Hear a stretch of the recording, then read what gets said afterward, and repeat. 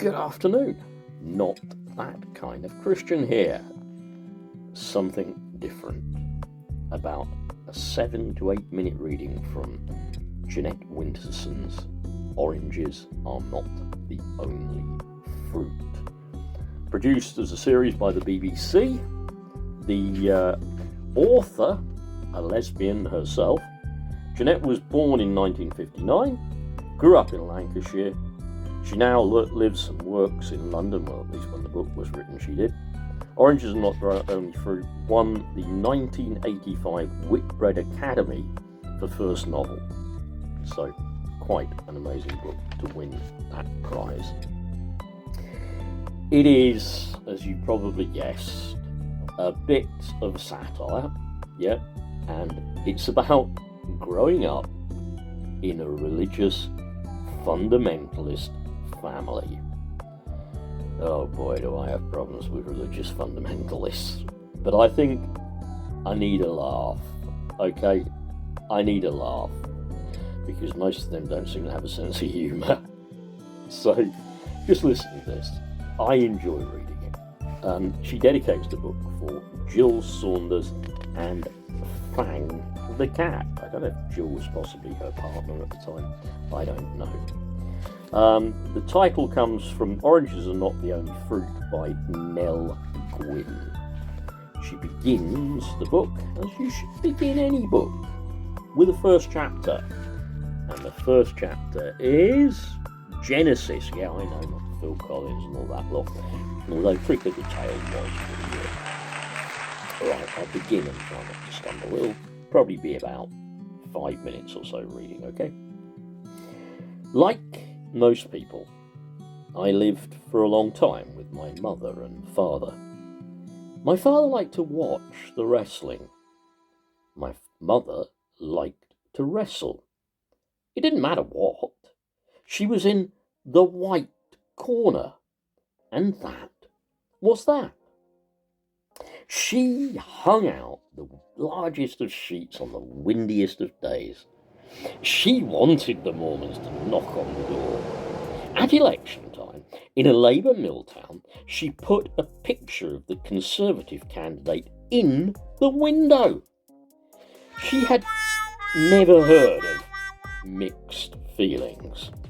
There were friends and there were enemies. Enemies were the devil and his many works. Next door, sex in its many forms. Slugs.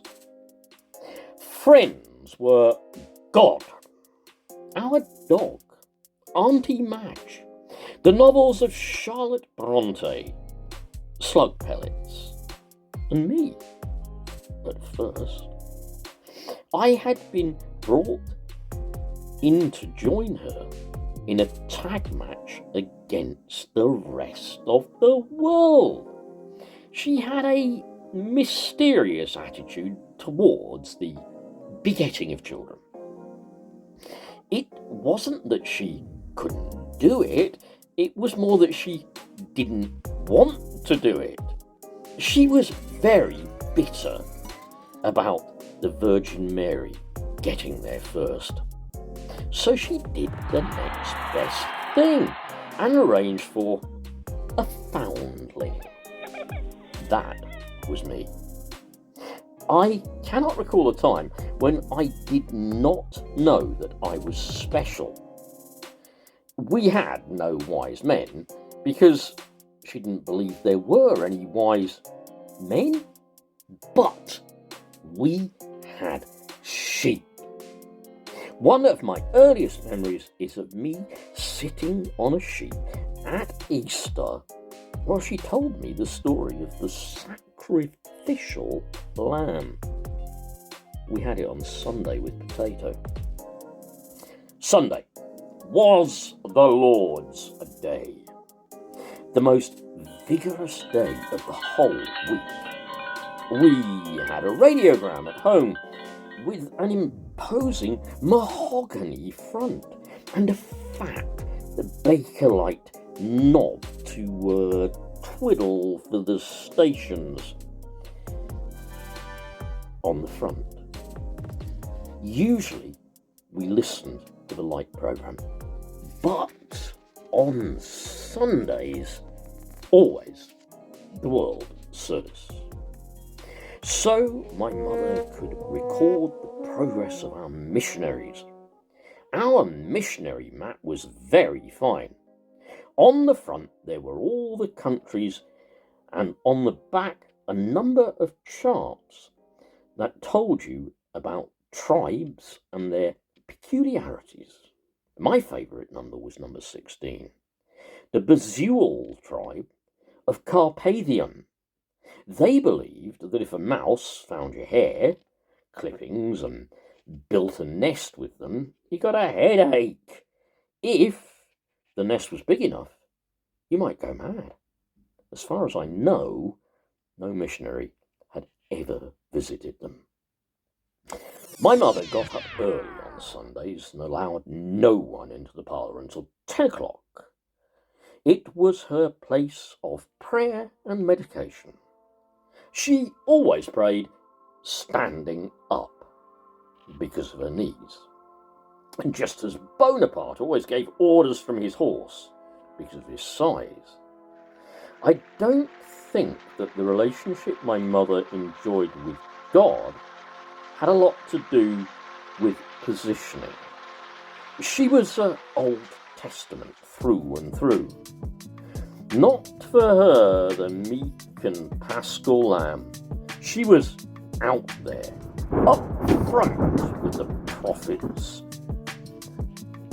and much given to sulking under trees when the appropriate destruction didn't materialise. Quite often it did. Her will or the Lord's, I don't know. So I'll leave that there. It is so brilliant reading that, because that first bit that, you know, she literally had just enemies and friends. There was nothing in between. There was, and this is classic fundamentalist. There was only black and only white. There couldn't be anything in between. Imagine the story, perhaps that's just a representation of the character, obviously, but imagine as she grew up, you could only be straight or homosexual or lesbian. There was nothing in between. That's what's so tragic about fundamentalism. And I really do find it tragic, because as much as I keep looking on their sites and making videos about them, I find I find a lot of ignorance, to be honest with you. I find willful ignorance. They have deliberately blinded themselves to things. Simple scientific facts, no religious value to them, no judgment to be made about them, no morality to attach to them, just simple scientific facts. They've willfully blinded themselves to them. It's an absolute, well, it's tragic. It's really, really tragic. Anyway, look, I'm going to wax a bit lyrical, so I'm not going to go on. I said this wouldn't be much over 8 minutes. It's gone to about 9 minutes, 10 or 15 seconds. Not that kind of Christian signing off. I hope you enjoyed that, because I enjoy reading it. And if anyone fancies to getting the book, I'm sure you can still find it online. Okay? Thanks to Jeanette Winterson, who is literally, because she was born in 1950s, late 1950s, yeah. Well, put it this way, she's 1 year younger than me. Bye.